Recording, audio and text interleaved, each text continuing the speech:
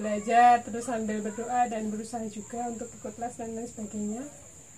Terus di tahun selanjutnya saya meminta tolong kepada HRD untuk memberikan saya kesempatan untuk mendaftar di salah satu universitas Islam di Jogja. Akhirnya dikasih kesempatan. Assalamualaikum warahmatullahi wabarakatuh. Selamat berjumpa kembali keluarga Indonesia. Hari ini kita akan memberikan inspirasi tentang bekerja sambil kuliah bersama Mbak Sita. Untuk itu kami silakan Mbak Sita untuk memperkenalkan diri. Hai anak-anak Indonesia, perkenalkan nama saya Meindah Nur Sita. Saya bisa dipanggil Meindah atau Sita. Saya alumni Fakultas Ekonomi Bisnis Islam, jurusan Ekonomi Syariah dari UIN Sunan Kalijaga, Yogyakarta, tahun 2015.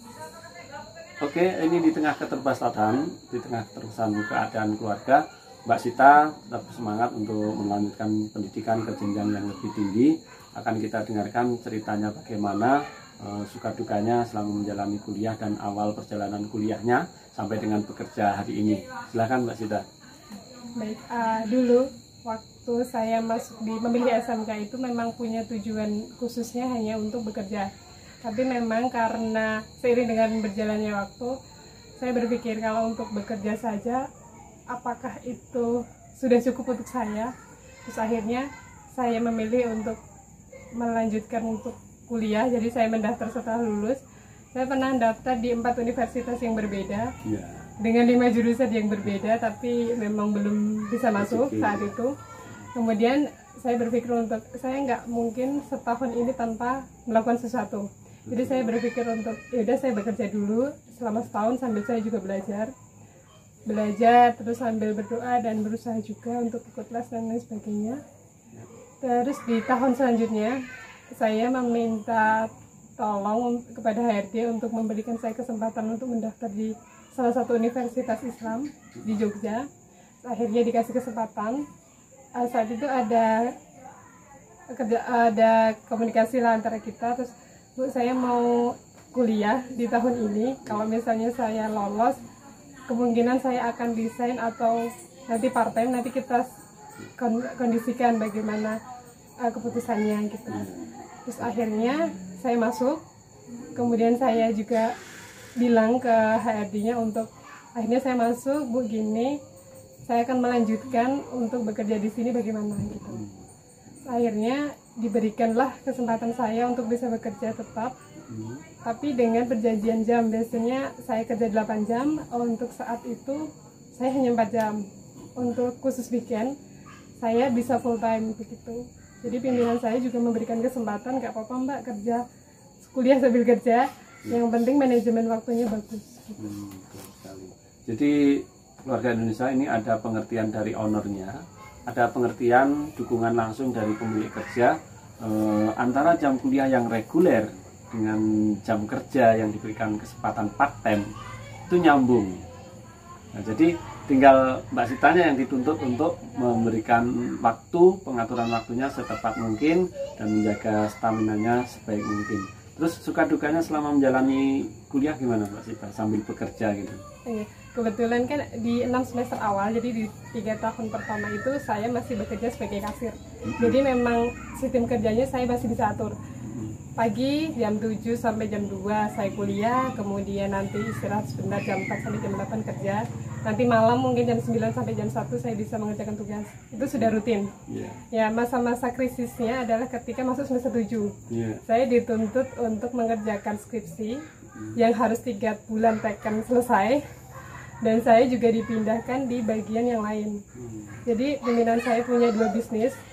Saya yang awalnya di bidang penjualan barang kemudian dialihkan ke yang jasa. Otomatis saya harus beradaptasi cepat. Bagaimana saya harus mengatur ritme kerja yang 8 jam dengan kuliah yang skripsi saya harus selesai gitu. Jadi masa kritis dengan jenis pekerjaan yang baru perlu pemikiran yang ekstra, kemudian juga waktu, tenaga yang ekstra juga. Karena di masa-masa akhir penyelesaian kuliah tentu saja membutuhkan pikiran. Tapi bagaimana Mbak Sita mampu mengatasinya, akhirnya sampai hari ini Mbak Sita dipercaya untuk masuk di area jasa ya. Bisa diceritakan area jasa seperti apa yang saat ini digeluti Mbak Sita di pekerjaan pada perusahaan yang sama?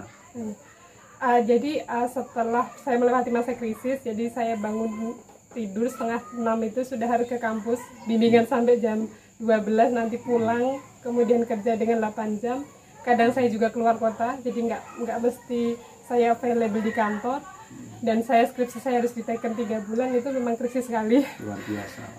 Tapi saya berdoa, ya Allah, memang ini keputusan saya pasti yakin akan diberikan kemudahan. Itu yang pertama. Terus yang kedua, pimpinan saya juga sangat appreciate kepada saya diberikan kesempatan untuk terus belajar di situ. Walaupun kondisi krisis susah membagi waktunya. Ya, saya terima kasih sekali. Terus sampai sekarang saya di bagian sekretariat, ada salah satu stafnya dari kantor. Kebetulan memang bergeraknya di bidang jasa pelayanan, lebih tepatnya training dan konsultan. Jadi kita memang bisa jadi IO, kemudian kita juga bisa jadi narasumber saja atau penyelenggara kegiatan yang khusus untuk pelatihan sumber daya manusia. Jadi ada keterampilan personality, kemudian komunikasi, kemudian bagaimana kita berinteraksi dengan tim kerja tim building, dan bagaimana kita manajemen diri, waktu, dan pekerjaan. Sebenarnya itu sesuatu yang baru buat saya dan sangat bermanfaat, karena sampai sekarang saya juga masih belajar. Jadi bagaimana dulu yang saya nggak bisa ngomong dan harus bisa ngomong, dulu saya yang agak kesulitan untuk bertemu dengan orang baru, berinteraksi dengan orang baru, saya harus seperti itu sekarang. Saya harus menjadikan diri saya itu seperti yang orang lihat. Jadi saya mencitrakan diri sebagai pribadi dan juga mencitrakan diri sebagai perusahaan. Itu agak susah, tapi saya juga berusaha untuk bisa maksimal di situ sih. Jadi poin yang penting untuk kuliah sambil kerja harus semangat, karena istimewa, menurut saya luar biasa.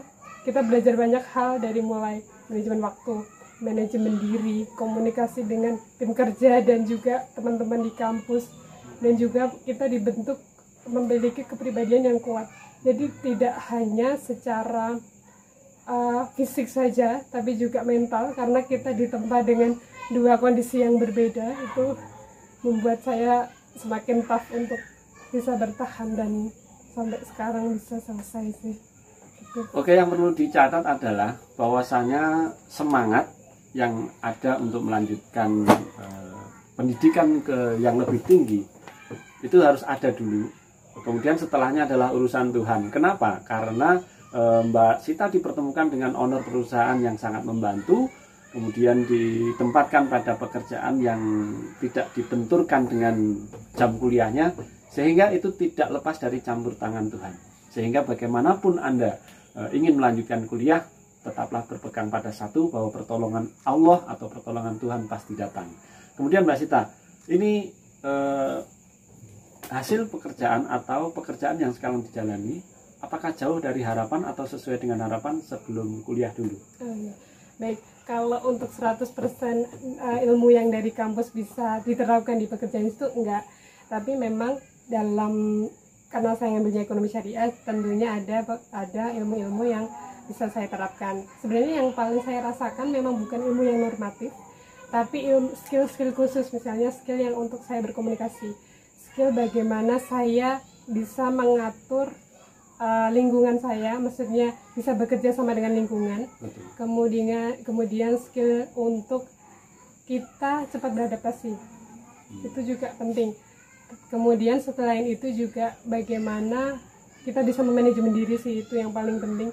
Karena posisi pekerjaan saya harus fleksibel, kadang di rumah, kadang di kantor, kadang juga di luar kota, nggak mesti di kantor dan nggak mesti juga ada di satu tempat. Betul. Dan bertemu dengan orang baru itu harus punya adaptasi yang cepat gitu. Jadi kalau untuk ilmu misalnya saya belajar di perpajakan, jadi memang nggak perpajakan langsung saya terapkan di kantor gitu, enggak, karena memang lebih sederhana biasanya, mekanismenya lebih sederhana, kemudian sistemnya juga lebih sederhana. Jadi kalau bekerja kemudian merasakan, oh ternyata ilmunya seperti ini ya dipakainya. Jadi kalau dulu bayangin waktu kuliah itu, oh akankah sesulit ini ketika saya bekerja, ternyata jauh, memang lebih sederhana. Itu sih yang saya rasakan. Enggak semua memang skill-skill khusus sih, seperti komunikasi dan manajemen yang memang bisa diimplementasikan secara langsung. Oke. Jangan mengira bahwa keadaan Mbak Sita dalam menjalani kuliah ini mudah, karena tentu saja pilihan bekerja sambil kuliah karena keterpaksaan. Kalau misalkan Mbak Sita memiliki fasilitas ekonomi dari orang tuanya yang mendukung, tentu saja pilihan bekerja tidak akan pernah dilakukan. Sehingga keluarga Indonesia semuanya jangan pernah berpikir bahwasanya kemudahan datang karena suatu anugerah, tapi karena kita ingin, kemudian kita berusaha mewujudkannya. Oke Mbak Sita, terima kasih sekali sudah menginspirasi keluarga Indonesia. Semoga saja dengan keterbatasan yang ada, kemudian untuk berniat melanjutkan pendidikan yang lebih tinggi, itu menjadi contoh buat keluarga Indonesia semuanya. Kita salam genre. Yang muda, yang berencana. Mari. Yang muda, yang berencana. Siap. Terima kasih. Assalamualaikum warahmatullahi wabarakatuh.